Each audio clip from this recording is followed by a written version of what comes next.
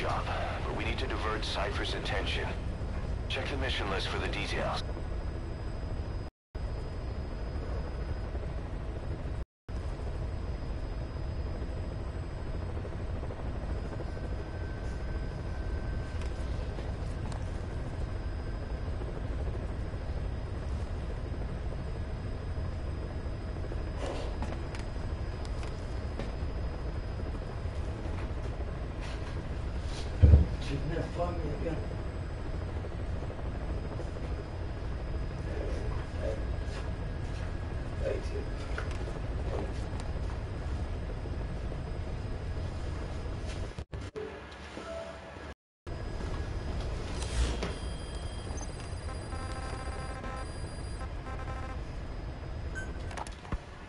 Where is she? You mean quiet? In her cell, of course. Why did you send her out with the boss on that mission? She proved herself well enough, didn't she? The boss sure knows talent when he sees it. That woman will never be one of us. She's targeting him. Don't forget, we do owe her one. What's that supposed to mean? Remember what happened when she first got here? She shot down the aircraft Cypher sent after us. Not only that, she hit the cockpit. Who else could have done that? We're talking about a fighter jet traveling at Mach speed. What's your point? If she hadn't been there, the boss's chopper would be at the bottom of the ocean right now. Or it would have been followed right back to Mother Base. So let's say she does have some elaborate scheme in the works. If you want to catch her in the act, all we can do is sit back and wait. On the other hand, if she swears allegiance to the boss like our other Fulton recruits, he couldn't ask for a better partner. She's got you fooled. I have eyes on her. If she tries anything, she'll regret it. We lose nothing either way.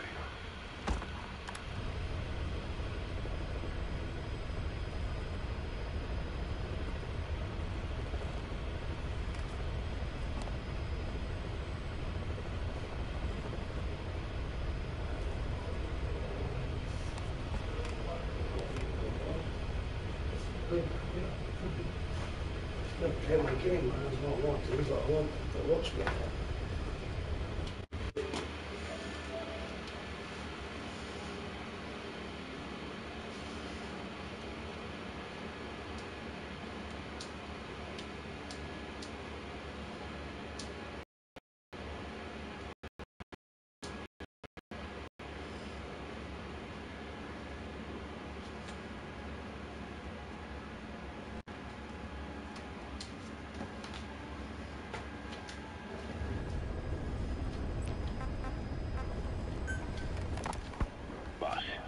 I have the report on that cargo we stole from Cypher's truck. The PF was transporting two things. The analysis of that malachite has come back first.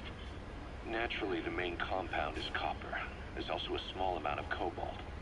Nothing unusual so far. Southern Zaire is a well-known copper belt. However, in addition to these, we also detected a trace amount of uranium. The content percentage, though, is too low for nuclear development. It most likely came from Shinkalopwe mine. That's where the uranium in that area comes from. The mine's closed, as all the high-purity uranium ore dried up a long time ago. But you could probably still find it there in small quantities. That said, there are plenty of other uranium mines that are in operation, like in Niger, Namibia, South Africa. Why go to an abandoned mine to scrape up whatever's left and ship it out in mass quantities without refining it? They were transporting that yellow cake, too, which would suggest they have the technology to refine uranium. Anyway, that about sums it up. Unfortunately, the analysis of that yellow cake is taking a little longer. I'll let you know when it's done.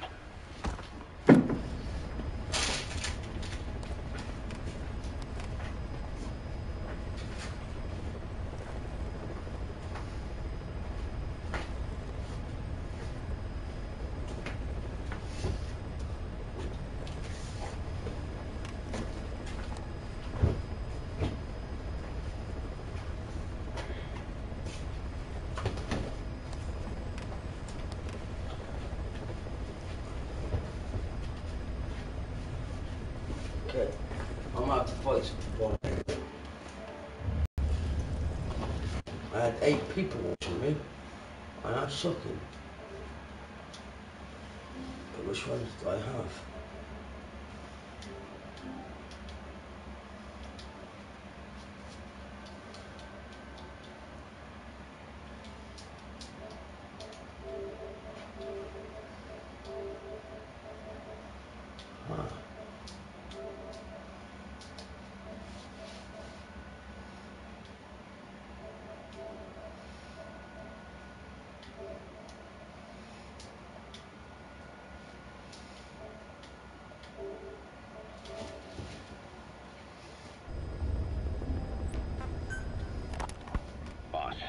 Sorry to keep you waiting. We finally finished analyzing that yellow cake Cypher was moving. There was nothing unusual about the composition of the yellow cake itself. Most of it was oxidized uranium, with the rest being impurities, various metals, as well as traces of organic matter. What's interesting is the composition. Shinkolobwe. There's a name I haven't heard in a while. The U.S. bought them. Zero-risk security aren't as hardcore a military outfit compared to the other two PFs in this region. Rogue Coyote operates mainly out of Africa these days. Of the three PFs, they're the smallest. However, they scooped up most of the Rhodesian SAS after the country collapsed 4 years ago. Picture their entire organization as one big special forces unit. With Rhodesia a British colony, the Rhodesian SAS had its origins in 22 SAS Sea Squadron. They started out as a group known as the Southern Rhodesia Volunteers. But in '51 they were incorporated into 22 SAS as members of the British Commonwealth Emergency. Even now, 22 SAS keeps the Sea Squadron designation empty in recognition of their service. In a way, you could say the SAS almost makes up the core of Rogue Coyote. Later on, they were bolstered by other talent, including former Cella Scouts and 32 Battalion. These guys are direct descendants of the best special forces in the world. They won't go down without a fight. Don't get careless. Kungenga Mine. Civil war's been going on in that region for the last 20 years. It's being fought by what are now two ethnic groups, the Buta and the Mbele. Originally, you could barely tell them apart. But the reason for the current armed conflict goes back to World War I. After the war, their land was colonized by a European power, and it decided to give local control to the Buta. That split the two groups into rulers and subjects, laying the foundations for an inevitable civil war. The friction between them remained even after they won independence from Europe. The Buta are holding on to power to this day, and the Mbele rebels continue to fight back. The conflict is funded by locally mined gold, rare metals, diamonds. They've used the money from those to arm themselves, buy oil, and even hire PFs. The Buta administration owns the mining rights to Kungenga Mine. But most of the laborers are Mbele, who they've taken prisoner. The product they've gouged out of their land is bought up by cheap Western corporations. And the civil war is fueled by the profits. That's how it goes. One country's people is split apart by another country. Then the two groups tear up their own land for money in order to fight each other. Now this civil war started by a foreign power is the norm, and it's sucking up all the country's resources. PFs are just the same. They follow the money, taking war with them wherever they go. That goes for us too. It's an endless river of bloody retaliation, and we're standing downstream. Should we make a stand and staunch the flow? Or wade in amongst the corpses and make a bigger splash than the rest? We'll follow your lead, boss.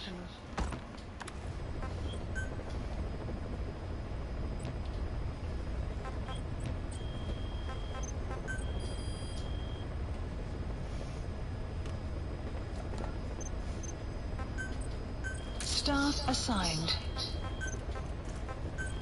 Please specify a project.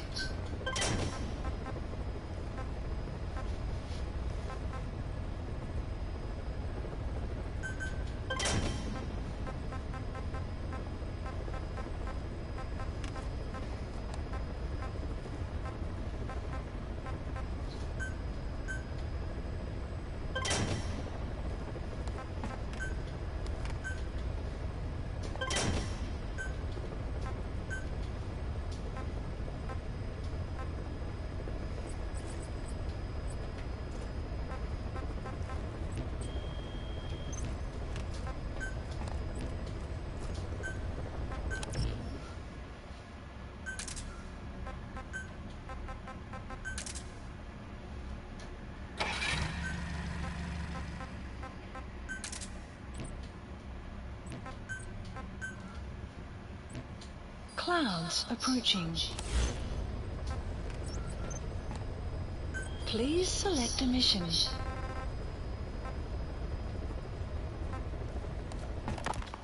We have a new assignment. Eliminate the commander of Rogue Coyote, one of the PFs operating in Africa. The target is simply the Major to his men. That's his rank from his army days. Instead of your typical boots on the ground work, he's more... There are 6 targets. They're soldiers. The contract is to kill them all. They used to be with a platoon of Mbeli rebels, but then the Buta authorities captured them. There are 2 locations, the Bampevi plantation and the Kungenga mine. The client is none other than the general they served under. He wants them dead to keep them from talking. A commander murdering his former men. That's what this boils down to.